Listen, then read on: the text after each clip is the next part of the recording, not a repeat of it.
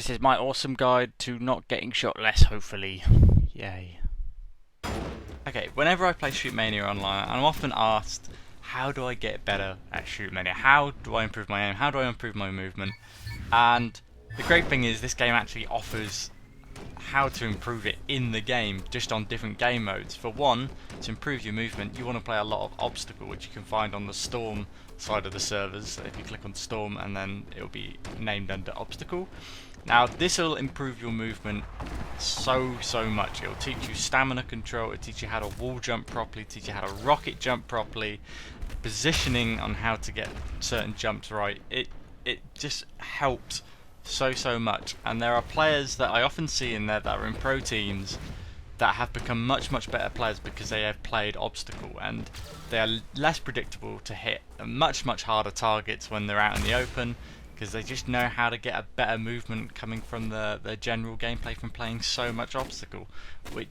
And plus, Obstacle is a lot of fun once you get past the first sort of grinding works of trying to get good at it. It can be slightly difficult to start with, but if you ask people on the servers how do you do it, they'll be more than willing to help. They're very friendly in the Obstacle servers indeed. But anyways, check out Obstacle.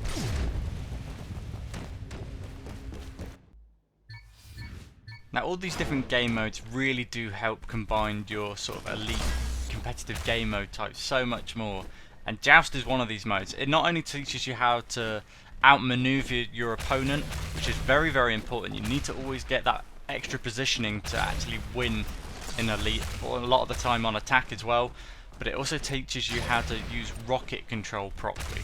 You're not going to spam out your rockets like you do in elite, because in elite they recharge for free, in this they don't.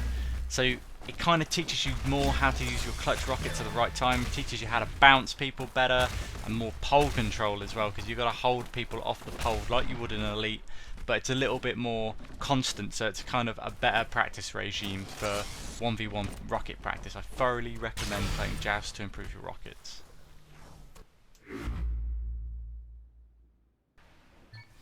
Now, when you're playing Instagib, it's kind of meant to improve your laser aim, you know, really work out the kinks. But I find that if you're playing elite mode a lot, and you're playing competitive tournaments in that, elite Instagib can actually degrade your aim quite a bit, because the movement and the positioning is completely different from when you're actually in a proper elite game.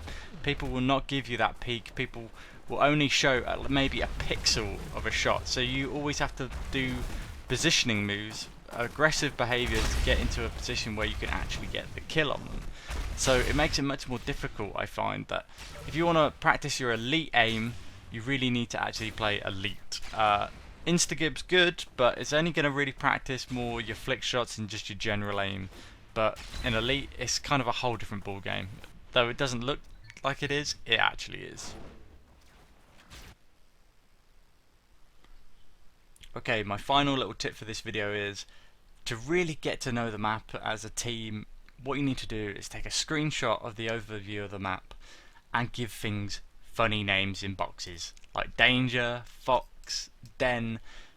Instead of calling right, left, it's just not practical, because everybody has a different viewpoint. Somebody else's right might be their left at that particular moment, and all hell will break loose in communication. So if you give things funny names, you know exactly where the location is, and you know the general location of where the enemy is and where they're going to push up from. It just makes so much more sense.